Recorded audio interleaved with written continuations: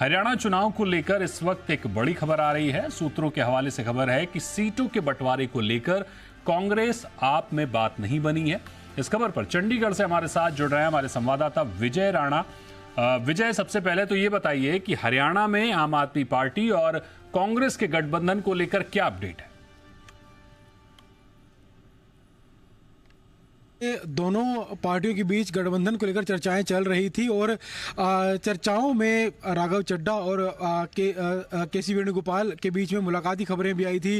राहुल गांधी की ओर से भी एक बयान आया था कि गठबंधन हो सकता है, लेकिन फिलहाल जो है दोनों पार्टियों के गठबंधन पर विराम लगता दिखाई दे रहा है, क्योंकि ये माना जा रहा है कि दोनों पार्टियों में सीट बंटवारे को लेकर सहमति नहीं बनी है। आम आदमी पार्टी हरियाणा में 90 में से कम 10 सीटों पर चुनाव लड़ना चाह रही थी, जबकि कांग्रेस 5 से 7 सीटें देने के लिए तैयार हो सकती थी। अगर आगे बात बढ़ती 5 से 7 सीटों के लिए चर्चा कांग्रेस की ओर से की जा रही थी। हालांकि जो हरियाणा का स्थानीय नेतृत्व है, जो स्थानीय नेता हैं, चाहे वो अध्यक्ष हैं उदय भान या नेता प्रतिपक्ष भूपेंद्र सिंह हुड्डा हैं, वो हमेशा इस बात की खिलाफत करते रहे हैं कि हरियाणा में कांग्रेस को अकेले चुनाव लड़ना चाहिए। लेकिन केंद्रीय नेतृत्व की बात करें, खासतौर पर राहुल गांधी चाहते थे कि गठबंधन धर्म को निभाया जाए और जिस तरह से लोकसभा चुनाव गठबंधन के तहत लड़ा गया था, उस तरह विधानसभा चुनाव भी गठबंधन के तहत लड़ा जाए। लेकिन आम आदमी पार्टी का साफ तौर पर कहा गया था कि कम से कम 10 सीटें जो हैं वो हरियाणा में चाहिए और इस बात पर सहमति बनती नहीं दिख रही है। तो ये अब धीरे धीरे साफ हो रहा है कि दोनों पार्टियां अलग अलग चुनाव लड़ेंगी,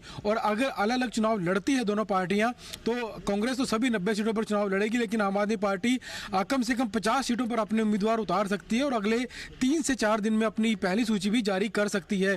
तो इस जो समीकरण ये बने हैं उनको देखते हुए कहा जा सकता है कि फिलहाल संभावनाएं लगातार कम होती जा रही है गठबंधन की, और विधानसभा चुनाव जो है दोनों पार्टियां। ये विजय, आपने अहम बात कही कि जब दोनों का गठबंधन नहीं होगा, यानी आम आदमी पार्टी और कांग्रेस एक साथ नहीं लड़ेंगे, तो जाहिर तौर पर इस सूरत में बीजेपी को फायदा मिलता दिख सकता है।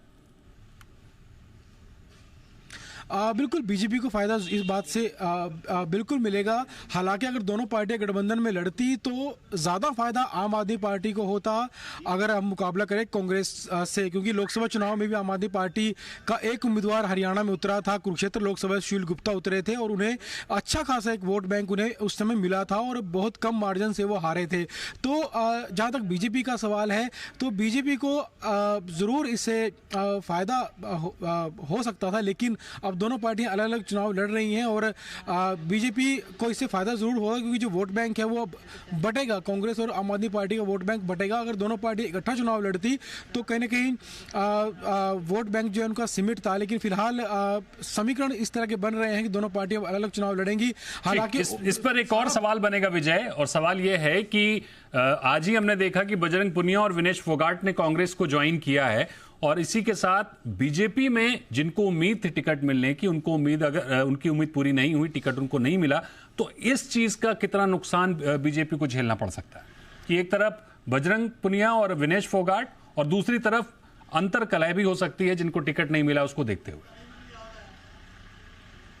देखिए, दोनों खिलाड़ी शामिल हुए हैं कांग्रेस में, तो इससे कांग्रेस को जाहिर तौर पर इससे फायदा होगा, क्योंकि दोनों खिलाड़ी जिनमें से विनेश फोगाट चुनाव लड़ेंगी और बजरंग पुनिया चुनाव प्रचार में जुटेंगे। हालांकि विनेश भी चुनाव प्रचार करती नजर आएंगी हरियाणा में, अपने अपने इलाकों में, अपने हलके में, तो इससे कांग्रेस को जरूर फायदा होगा। लेकिन जहां तक भाजपा की नाराजगी की बात है, तो टिकटों की सूची जब जारी हुई तो उसके बाद कई नेताओं ने इस्तीफा तक दे दिया भाजपा से। खासतौर पर एक मौजूदा विधायक ने भी, लक्ष्मण नापा ने इस्तीफा दे दिया भाजपा से और वो कांग्रेस में शामिल हो गए। तो नाराजगी सामने आई है, लेकिन ये जो नाराजगी है ये कांग्रेस में भी देखने को मिलेगी। जब कांग्रेस की सूची जारी की जाएगी तो माना जा रहा है कि आज सूची जारी हो सकती है कांग्रेस की, तो जब सूची जारी होगी तो कांग्रेस में भी इस तरह की नाराजगी जो देखने को मिलेगी।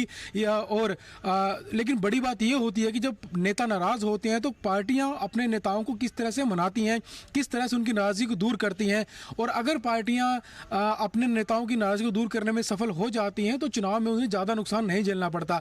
लेकिन अगर नाराजगी झेलनी पड़ती है तो नुकसान भी पार्टी को हो सकता है। तो भाजपा में नाराजगी देखने को मिली, और ऐसा शायद पहली बार देखने को मिला है हरियाणा विधानसभा के इतिहास में कि जब इतनी बड़ी संख्या में नेताओं की नाराजगी खुलकर सामने आई भाजपा के खिलाफ। अमूमन इस तरह की जो नाराजगियां हैं वो सामने नहीं आती हैं, लेकिन इन चुनाव को लेकर जो है उम्मीदें जो है, चाहे भाजपा की हो चाहे कांग्रेस की, उम्मीदें बहुत ज्यादा थी, और कांग्रेस की ओर से करीब 2500 से ज्यादा लोगों ने अप्लाई किया किया है 90 विधानसभा सीटों के लिए, लेकिन जो टिकटें हैं वो सिर्फ 90 लोगों को देनी है, तो बाकी लोगों की नाराजगी तो है जाहिर तौर पर सामने आएगी। बिल्कुल, जाहिर तौर पर इस बार दिलचस्प होने वाला है हरियाणा का चुनाव। बहुत शुक्रिया करेंगे विजय आपका हमारे साथ जुड़ने के लिए।